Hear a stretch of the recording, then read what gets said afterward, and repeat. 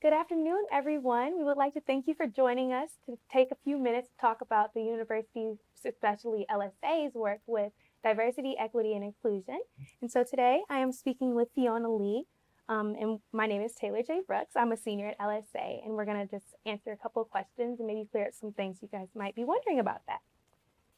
So please make sure to like our video so your friends and peers and other students can also see this video that we're doing. So while we also send us some questions that you may have, and we'll make sure to answer those either in the show or in the comments. So let's get started. While they're doing that, would you mind telling us like your role at the university and so basically who you are and what you do? Okay. Well, again, my name is Fiona Lee, and I am professor of psychology here at U of M, and I've been a faculty member here for 23 years. But more recently, I have a role called Associate Dean of Diversity, Equity, and Inclusion and Professional Development here in LSA. So that's a very, very long title. But how I think about my job is this. Like I said, I've been here at U of M for 23 years, and I came here right after graduate school as an assistant professor. I've risen through the ranks. I'm now associate dean. I've been very successful here. And my job as associate dean now is to make sure that everyone can thrive like I did here at U of M, that everyone had the opportunities that I had, here at U of M. So it's a very long title with a lot of complicated words, but in a nutshell, that's how I think about my job. Okay, thank you. So speaking of complicated words, when people hear about DEI, diversity, equity, and inclusion, they sometimes can tune it out. Would you mind explaining why you think that happens and why people should be more concerned about it? Well, I think when people think of the words diversity, equity, and inclusion, often they feel that these initiatives only apply to a certain group of people. That somehow if you're in the majority group, these initiatives, these programs just do not apply to you. So a lot of people are supportive of our DEI initiatives, but not engaged. And I think my job is really to let people know that is not true. DEI is actually relevant to all of us. Here at U of M, what we do best actually is teach people how to engage with others who are really different from us, how to learn from others from very different backgrounds, very different walks of life. And you can come here to the U of M to learn chemistry and learn history as well. And we're good at that. But we are the best at actually teaching people how to come together, how to engage with people who are really different from you, how to learn from them, how to communicate with them. So at U of M, really, DEI and the skills around DEI is really relevant and important to everyone. And having those skills will be imperative to everyone's success. We live in a complex world. We live in a global world. So knowing how to talk to, how to work with people who are very different is going to be a critical skill for success. So everyone should care. Everyone should be involved. Everyone should be passionate about it. Definitely. Thank you. So students, what are some questions that they maybe might bring to you about DEI or some things that they may have brought up to you about it? Well, I think the most common questions I've had from students is just, what is the DEI plan about, right? They sort of understand the word diversity, equity, inclusion, but what is the strategic plan about? To be honest, for a long time, I didn't really have a good answer for that. I would say the DEI plan is long. We have 130 goals. Here is the link, go read it, because it's this long document. But having really thought about the DEI plan, I can tell you that really the plan boils down to 3 essential themes. The first one is access. U of M, we have amazing resources. Like we have a laptop program that are for students from a more disadvantaged financial background. And we want to make sure that these students have access to top technology. So when they get enrolled at U of M, we offer them a brand new free laptop and that they can keep the entire time while they're here at U of M. with all the software loaded so that they can be successful. Mm-hmm. So here's a resource that it's really important for people's success. Can you imagine not having a laptop while you're in college? Right. So we make sure that all students have access to that technology. Or we have something called a passport program. Again, for certain students, they actually can come and we will pay for all the funds and all the resources that they need to apply for a passport. And that is the first step to actually having access to amazing global programs that we have at U of M. So that's the first thing, making sure that everyone has equal access to the amazing resources that we have. The second theme is, I think about it as about inclusion. And that means that everyone has equal voice and be able to participate in all the activities in the university. That everyone feels that they belong and everyone feels that they can speak and people will listen. So again, we are creating a lot of groups where students and faculty and staff can come together and really talk about their differences. Political differences, for example, that there are forums for them to come together and really learn to how do we understand one another, not just debate, not yell at one another, not try to change someone's mind, but really understand, all right, what are the ideas, what is the evidence, and to learn about common ground. And so creating an environment where people can dialogue and everyone can dialogue, everyone can have a voice, everyone will be listened to.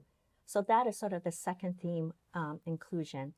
And the last theme is engagement. And I sort of touched on that earlier. It's just that creating an environment and a campus climate so that DEI is not just a concern for a few groups of people, but a concern for all of us, and that we all sort of behind it and engaged in the programs, in the initiatives that's related to learning about differences. So I'll give you an example of that.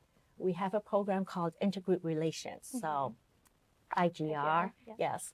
And we invented that here in Michigan, right? I mean, we did the foundational research to create a program like that. And you can take classes there, you can minor there. And we have a good number of students who are involved in that. And when you go to IGR, you really learn, all right, how do I engage with someone who's really different from me? What are the skills? How do I do that? And I like to see more than just a few students engage. I really want to see this being an integral part of a Michigan education. So go to IGR, take advantage of that. We are really good at this. Other universities come to Ann Arbor to learn about how to build something at IGR. You have it here. Take advantage of it. You know, that's what we do best. That's so cool. So I'm going to ask one of our questions that we received. So what are we doing for like low-income out-of-state students? Well, I think that we are doing a lot to really try to engage low-income students, both in-state and out-of-state.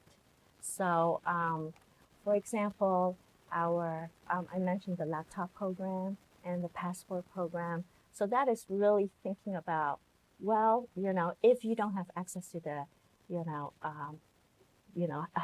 access to the technology, like buying a new laptop or applying for a passport, that actually takes a lot of money. We make sure that all students, whether they're high income or low income, can sort of get that. I think another thing that we're doing for,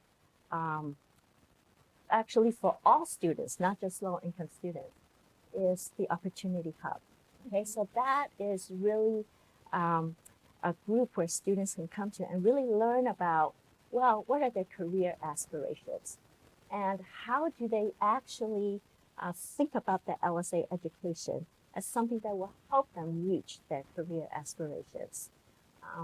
So it's not just setting them up with an interview. It's really thinking about how your experiences here at U of M can help you with what you want to do when you leave U of M. And now some of the resources that are really important for that often are only accessible to more high-income students. So for example, internships. If I want a fancy internship, and I'm from a sort of high-income family, usually I might have a lot of personal connections to help me find this internship at a fancy company, let's say. A lot of internships are unpaid. Right. So only certain types of people can spend the summer working in New York City free. unpaid, Right. right?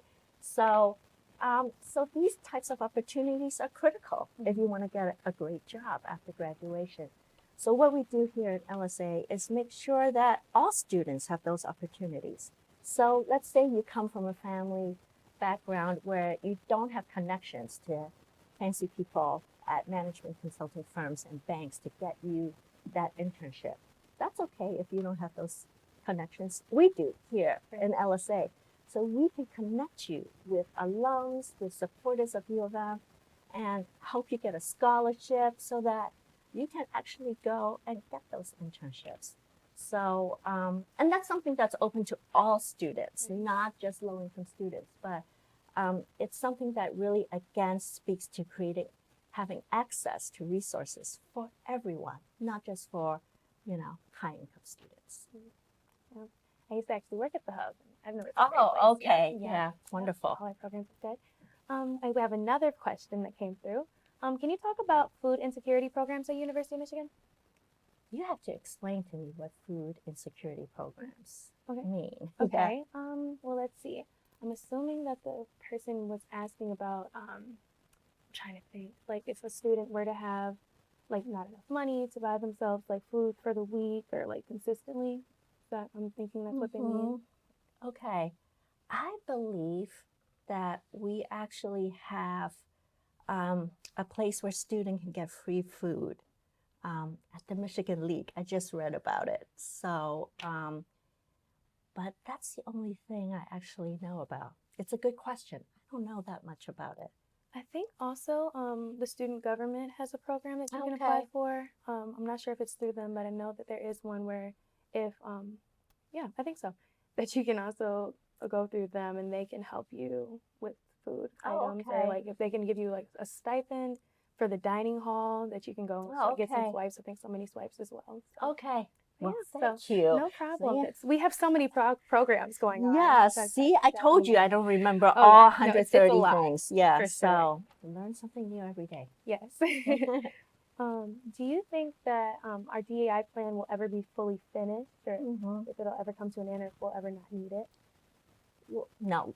I mean, again, to me, the DEI strategic plan is really about helping students connect with one another and bringing people all over onto campus, providing opportunities for us to really learn from others and also learn the skills of how we can talk to one another and gain expertise by learning from one another. And that is really the essence of higher education, right? I mean, it's not just learning about a topic area, but learning about those skills. So I think that kind of work will, we will not ever be finished with it, which is great, which means that I will keep my job for a long, long time, I hope. Can you explain what success will look like? I think earlier I mentioned dialogue, so really getting to see students from really a lot of different beliefs or attitudes coming together and providing a forum for them to speak with one another and listen to one another. And I think, to me, if we really do well on the DEI strategic plan, that we will see a lot more of that happening. So a lot more dialogue, a lot more groups with different racial backgrounds, income backgrounds, political beliefs, really being able to come together and, dialoguing and being engaged with one another. So I would like to really see a lot more of that. And like I also mentioned IGR, I would love to see programs like that really grow and students really understanding that and taking advantage of that. So, but I don't think the work will really ever be done. Yeah. Right. So we're gonna wrap it up really soon. But can you want to tell me about like maybe something you're looking forward to in year 3? So many things, that I'm thinking of. One thing that I'm really looking forward to is really engaging with students more about the DEI plan. So, of course, we have many undergrads, and I just feel like, wow, I really need to get out there to speak to the undergrads about why I believe DEI is so important and why students should be engaged in our DEI initiatives. So one thing I'm going to do is a lot of you will see me in some of your lectures. So one thing I'm really looking forward to is going to some of the largest lectures in LSA. So many of our students are, taking stats in psychology and women's studies and chemistry. There are a lot of these big lectures. And I am sort of inviting myself to go to these lectures and really talk to the students about why the DEI strategic plan is so important, not just for them as Michigan students, but for their classes. Why is it important to know how to work with different people? If you're going to be a great chemistry major, if you're going to really learn history, why is it important to learn these skills of dialogue and interfacing with people from different walks of life? That it is imperative to our training as scholars. So I'm really looking forward to seeing all of you in your lecture, to talking about how our resources and what we have to offer at U of M could help them to help all undergraduate students become better scholars, but like better citizens and better in life.